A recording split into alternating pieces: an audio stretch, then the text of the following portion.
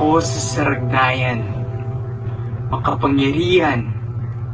Ang aking hininga ay nakatago sa isang baboy ramo. Iniibig ko si nagmalitong yawa, pinakamagandang dilag sa aking mata, na animoy isang Diyosa. Ngunit nagbago lahat mula nang dumating si Labaw. Umaapaw ang aking pagnanais na labanan siya upang ipaglaban ang aking pagmamahal. Patayin mo muna ako bago mo makuha ang aking asawa.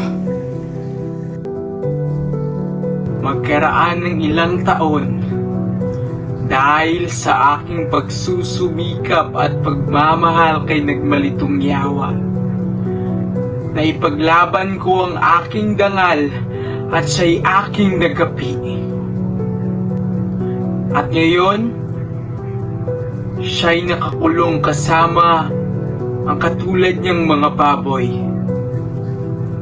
Oo, natalo ko siya sa digmaan. Ngunit natalo niya ako sa puso ng aking mahal.